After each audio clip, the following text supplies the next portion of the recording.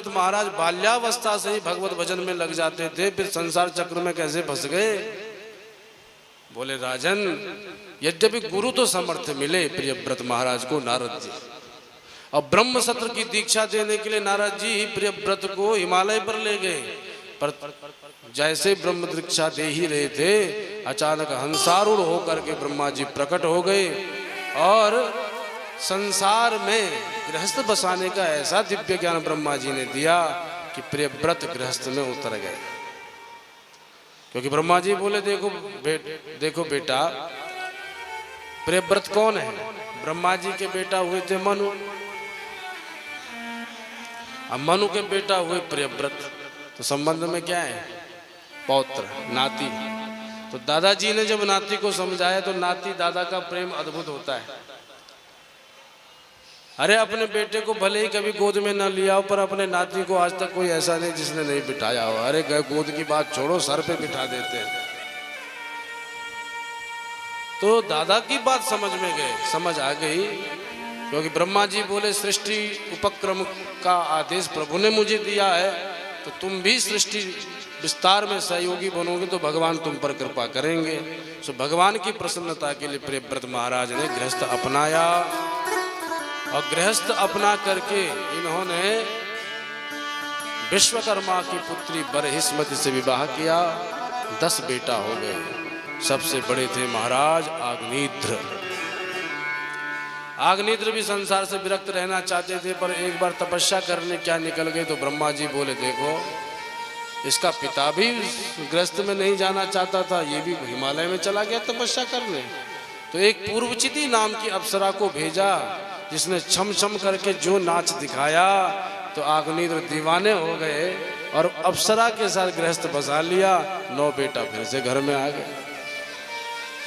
बड़े थे महाराज नाभि, जिन्होंने मेरु देवी से विवाह किया कालांतर में, और उनकी उसके गर्भ से महाराज नाभि के यहाँ ऋषभ भगवान प्रकट हो गए। बोलो ऋषभ भगवान की जय हो। अष्टमे मेरुदेव्यां तु नाभिर्जात उरुक्रमा दर्शयन् वर्त्मधीराणां सर्वाश्रम नमस्कृतम्। जिस आश्रम की चर्चा बड़े बड़े गृहस्थी लोग करते हैं, अन्य आश्रम के लोग करते हैं, ऐसे परम संन्यास धर्म का मार्ग श्री ऋषभ भगवान ने जगत को बताया कि सन्यासी कैसा होना चाहिए। ऋषभ भगवान ने इंद्र की पुत्री जयंती से विवाह किया और उसके गर्भ से 100 पुत्रों को जन्म दिया। जिन 100 पुत्रों में सबसे बड़े थे महाराज भरत। जब संसार से विरक्ति हो गई महाराज ऋषभ को, तो अपने पुत्रों को समझाया, बेटा सब मेरे पास आओ। बेटा सब चले आए। हाँ पिताजी बताओ। ऋषभ भगवान बोले बताओ, ये मानव काया हमको काहे को मिली है? तो एक बोला समोसा कचौड़ी खाने को, एक बोला कुल्लू मनाली घूमने को। सब अपने अपने हिसाब से सब बोलते चले गए।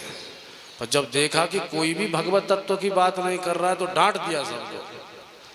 नायं देहो देह भाजाम्न लोके कष्टान कामान अर्हते विडभुजाम। तपो दिव्यम पुत्रका येन सत्वं शुद्धे यस्माद्ब्रह्म सौख्यम त्वनंतम। बेटा ये काया हमको ऐसे फालतू की चीजें पाने को नहीं मिली है, तो काहे को मिली है पिताजी? बोले तपो दिव्यम, दिव्य तप करने को मिला है। अरे कुकर सूकर पशु पक्षी न जाने कितनी स्थावर जंगम योनियों में हम चले गए। अरे जलचर थलचर नभचर न जाने किन किन योनियों में जा करके चले आए, और कब से खाए जा रहे विषयों में रत होए जा रहे, फिर भी महाराज चैन नहीं मिल रहा। अब मानव काया में बुद्धि मिली है, विवेक मिला है। आज भी अगर संभल करके भगवान का स्मरण नहीं करोगे तो फिर से 84 लाख के चक्कर में फंस जाओगे। मानव काया खाने पीने मौज उड़ाने को नहीं मिली है, संभल करके चलने को मिली है। एक अंधा व्यक्ति एक अंधेरे कमरे में फंस गया।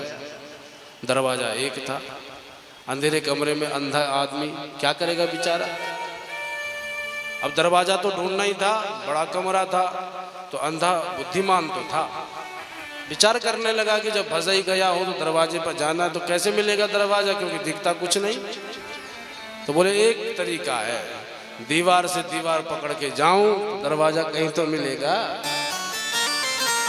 तो महाराज बड़ी होशियारी से इसने काम लिया, दीवार से दीवार पकड़ने लगा, तो कहीं ना कहीं तो दरवाजा होगा। पर जैसे ही दरवाजे के पास आया, इसके सर में मची खुजली, अब खुजली करने को इसने सर पे हाथ लगाया, इतने में चलता भी गया, दरवाजा खिसक गया। ऐसे 84 लाख योनियों को घूमने के बाद जब दरवाजा रूपी या मानव काया मिलती है, उसी समय हमारी खोपड़ी में विषयों की खुजली मचती है। हम विषयों में रत हो जाते हैं, काम के अधीन, क्रोध के अधीन, लोभ के अधीन, मद ईर्ष्या के अधीन, अहंकार के अधीन, और इस मानव काया को छोड़ देते हैं, मानव काया का महत्व तो नहीं समझ पाते। तो मुक्ति का दरवाजा ये मानव काया ऐसी धरी की धरी रह जाती है। और जहां दरवाजा छूटा, फिर से एक चौर चक्कर लगाना पड़ेगा, तब दरवाजा आएगा। ऐसे मानव काया में कल्याण नहीं कर सके तो फिर से 84 लाख का चक्कर लगाओ और फिर चले आओ, और तब भी खुजली मचेगी तो तब जैसे रहो, घूमते ही रहो। इसलिए सावधान होना है। तो पिताजी, ये आप जो तप करने की बात कर रहे हैं, इससे मिलेगा क्या, फायदा क्या होगा? बोले ब्रह्म सौख्यम त्वनंतम, ऐसे अनंत सुख की प्राप्ति होगी जिस सुख को प्राप्त करके बड़े बड़े योगींद्र मुनींद्र गर्भ गुहाओं में, हिमालय की गुफाओं में रह करके उस परम तत्व का ध्यान करते हैं, पर उनके आनंद में कमी नहीं आती है। अरे कई कई दिनों तक भूखे रहते हैं, प्यासे रहते हैं, पर बाबा की एक शकल कभी सिकुड़ती नहीं है। और हम तो एक एकादशी का व्रत भी करें तो लगता पता नहीं कितने मार पड़ी है हमको। इसलिए धीरे धीरे करके तप के द्वारा शरीर को साध लो, और तब जाकर उस अनंत सुख की प्राप्ति होगी। बात समझाई, सबकी बात समझ में आ गई। ये सब भगवान निकल पड़े, दिगंबर रूप धारण करके सब वस्त्र त्याग दिए। कुछ मिलता है तो पा लेते, नहीं मिलता तो जय सिया राम। एक अरहर नाम के राजा ने उनका अनुसरण किया, तो वहीं से जैन मत का प्रारंभ हुआ। इसलिए जैन धर्म के प्रथम तीर्थकर ऋषभ देव जी कहे गए हैं। शरीर पर एक भी वस्त्र धारण नहीं किया, नंगे बाबा होकर के चले गए। एक दिन दावाग्नि जंगल में फैल रही थी, उसी में घुस गए और देह को समाप्त कर लिया, भगवान में विलीन हो गए। बोल ऋषभ भगवान की जय हो। अब महाराज भरत ने राजगद्दी संभाली। संपूर्ण सप्तद्वीप वसुंधरा के अलग अलग खंड कर दिए, 9 द्वीपों के 9 खंड, और सबके अलग अलग राजा बन गए। और अजनाब खंड के राजा हुए महाराज भरत, जिनके नाम से इस अजनाब खंड का नाम भारतवर्ष पड़ गया। बोल भारत माता की जय हो। महाराज भरत ने बहुत दीर्घ काल तक राज्य किया। राज्य जब कर ये किया, बेटा भी 5 हो गए, बड़े सुमति थे। और जब वृद्धाश्रम, ये वृद्ध अवस्था आने लगी तो विरक्ति आने लगी, विचार करने लगे शरीर भी समाप्त हो रहा है, अब तो हरि का भजन करना चाहिए। महाराज सुखदेव ने यह कथा इसलिए सुनाई, जो लोग कहते हैं ना, अगर कहो महाराज जरा कथा सुन लो, भजन सुन लो, अरे ये तो बुढ़ों का काम है। जब बुढ़े हो जाते हैं, पेट में हाथ नहीं, मुंह में दांत नहीं, तब कथा सुनेंगे।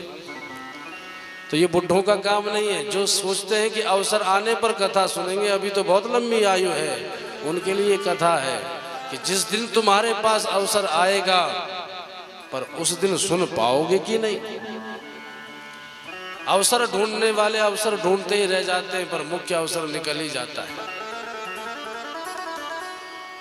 क्षण भंग गुरु जी